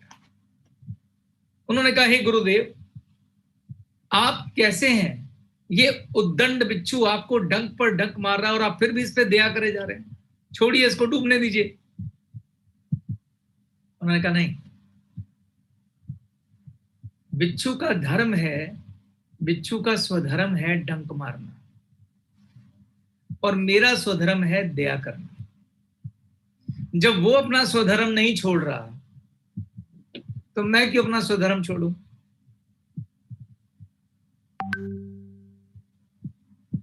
तो किसी और के स्वधर्म छोड़ने की वजह से या किसी और के स्वधर्म की वजह से आपको अपना धर्म नहीं छोड़ना चाहिए।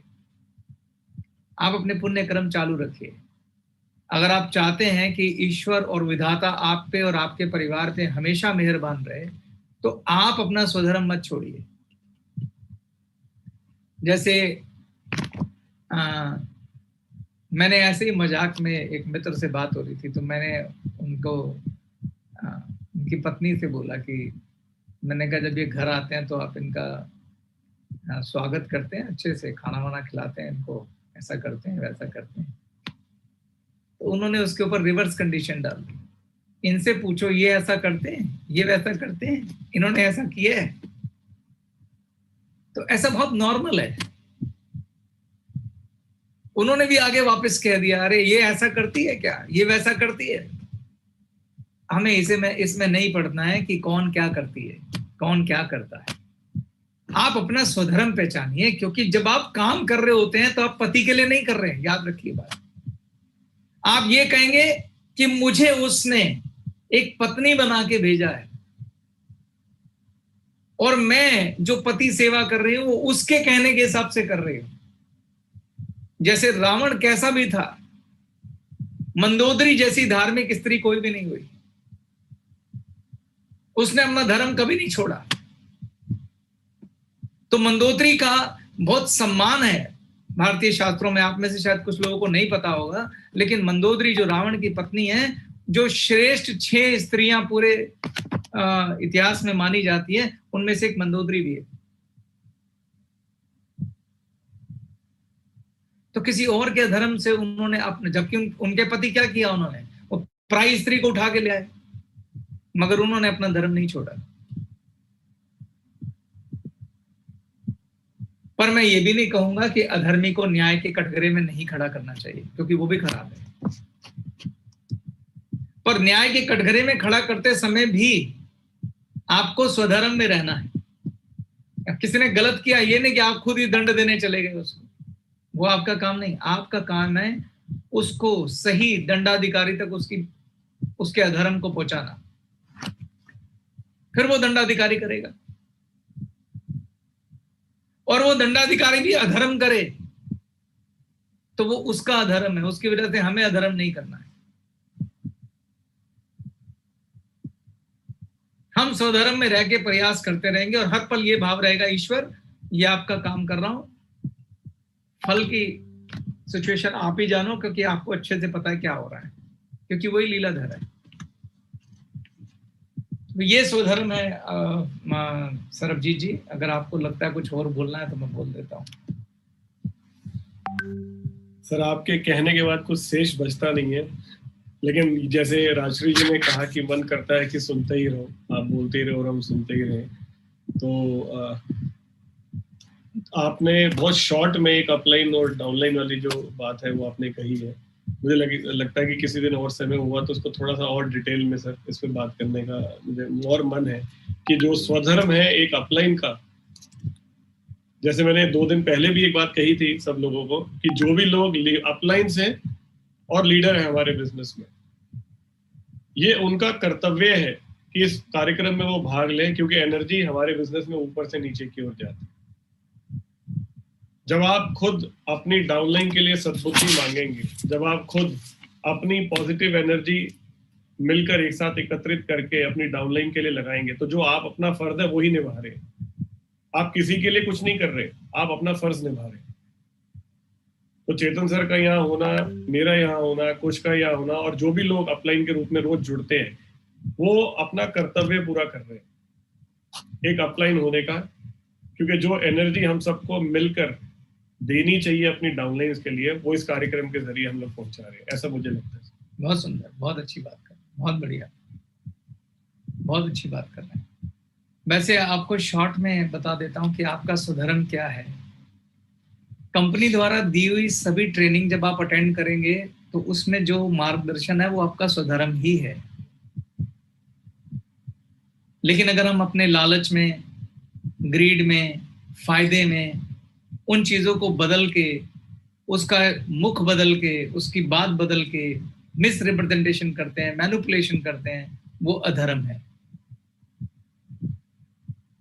हम आपको कभी अधर्म करने के लिए प्रेरणा नहीं देंगे। और ये बिजनेस ऐसा है कि हम कंट्रोल नहीं कर सकते, हम नियंत्रण नहीं कर सकते, हमें नहीं मालूम किसने क्या बोला है आगे, लेकिन हम आपको प्रेरणा दे सकते हैं कि आप अधर्म मत करिए। तो चुनाव आपको करना है कि आप कैसा जीवन जीना चाहते हैं, कैसा धन चाहते हैं, सौभाग्य लक्ष्मी या चंचल लक्ष्मी। तो कोशिश करिए जीवन में सौभाग्य लक्ष्मी आए, क्योंकि आप जिनके लिए कर रहे हैं ना, वो आपका परिवार, वो आपकी संतान, आपको नहीं मालूम कि आपका स्वधर्म उनको कितनी खुशियां देगा, कितना आनंद देगा, कितना खूबसूरत जीवन देगा। यही नहीं, आगे के जन्म भी तर जाएंगे। स्वधर्म बहुत बड़ी ताकत है, बहुत बड़ी ताकत। स्वधर्म कोई साधारण शब्द नहीं है। और मैं आपको बार बार ये भी कह रहा हूं कि मैं भी अभी स्वधर्म में नहीं रहता हूं, इतना आसान नहीं है स्वधर्म में रहना। पर मैं दिन रात प्रार्थना जरूर करता हूं। जब मैं मेडिटेशन में भी जाता हूं तो मैं कहता हूं ईश्वर स्वधर्म में बनाए रखना, क्योंकि ये जो मन है ना, मन, ये जो कामनाओं से भरा मन है, ये बड़ी जल्दी कब्जा करता है, बहुत जल्दी। थोड़ा सा गुस्सा आया, स्वधर्म गायब। थोड़ा सा लालच आया, स्वधर्म गायब। जब दिखेगा अचानक कि यार इस महीने 50,000 का फायदा हो सकता है अगर मैं ये ट्रिक अपना दूं। ये परीक्षाएं हैं हमारी।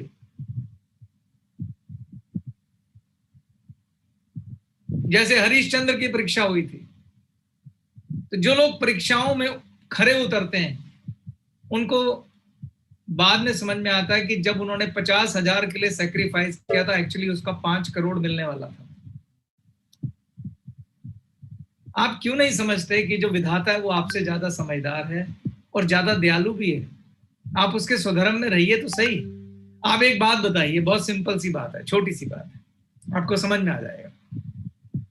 मान लीजिए आप एक बॉस हैं, आपके 3 एम्प्लॉई हैं,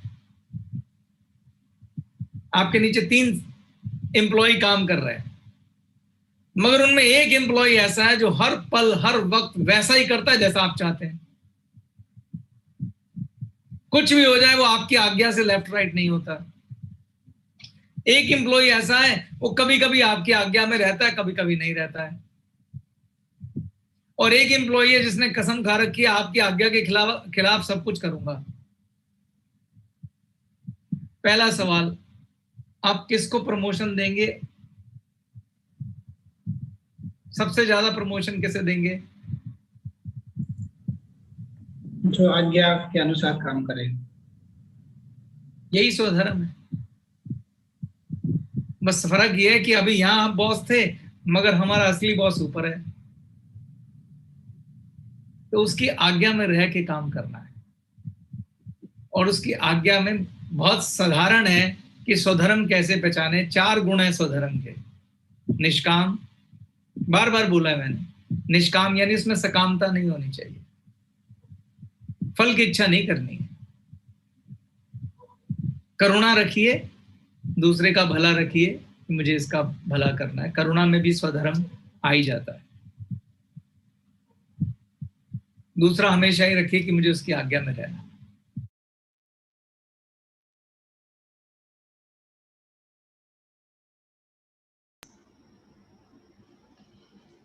तो पैनल पे जो भी लोग मौजूद हैं, सुनील जी हैं, अभिमलेख जी हैं, सुरति जी हैं, आपने सुना इस बात को जो चेतन सर ने कही, तो मैं उस बात को आखिर में सिर्फ थोड़ा सा कंक्लूड करता हूँ और 1-2 प्रश्न है जो मैं आप लोगों से पूछना भी चाहता हूँ। क्या आप में से कभी किसी को जीवन में बुखार हुआ है कभी? और ऐसा हुआ कि जब आपका मुंह का टेस्ट खराब हो गया हो, कड़वा लगती हो जब बुखार हुआ हो, कभी ऐसा हुआ आप में से किसके साथ हुआ है? किसके साथ हुआ? यस सर, मेरे साथ।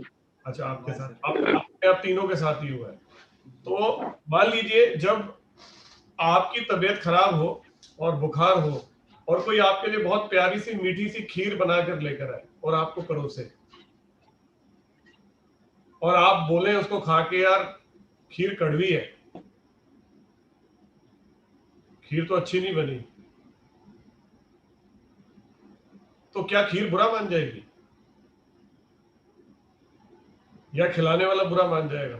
ऐसा होता है? बुरा नहीं मानेगा। क्यों नहीं मानेगा? आप म्यूट हैं, सुनील बताइए, अनम्यूट करके बताइए जी। क्योंकि सर उसको समझ में ये आ जाता है कि उसका मुंह का टेस्ट खराब हो चुका है, अभी उसको कोई चीज स्वाद नहीं लगेगा। क्यों नहीं लगेगा? क्योंकि अभी वो बुखार में। हमें ऐसा लगता है कि शरीर को बुखार होता है, क्या मन को बुखार नहीं होता? मन को भी तो बुखार होता है। यस। तो जब मन को बुखार होता है तो जो रिश्ते होते हैं उनमें कड़वाहट आ जाती है, आपकी सोच में कड़वाहट आ जाती है। उस समय कोई खीर भी दे रहा हो ना तो वो भी कड़वी लग रही हो।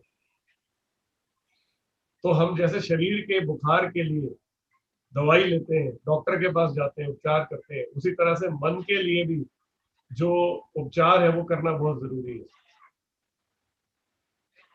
खीर बुरा नहीं मानती, ना ही आपको खिलाने वाला मानता, वो मान जाता है, वो समझ लेता है अभी बुखार है, कोई बात। तो उसी प्रकार जीवन में लोग अगर आपके साथ बुरा भी कर रहे हो, गलत भी कर रहे हो, तो आप ये सोचे कि मानसिक रूप से बीमार है, इसको बुखार है, कोई बात नहीं, आज कड़वी लग रही है, कल खीर मीठी लगेगी। तब तक आपको अपना प्रयास नहीं छोड़ना चाहिए। यही चेतन सर समझा रहे हैं। ये तो स्वधर्म की बात कर रहे हैं, यही कह रहे हैं कि आप अपनी खीर बनाते रहें और लोगों को खिलाते रहें, लेकिन स्वधर्म के साथ, निष्काम भाव के साथ कि मैं उसका काम कर रहा हूँ।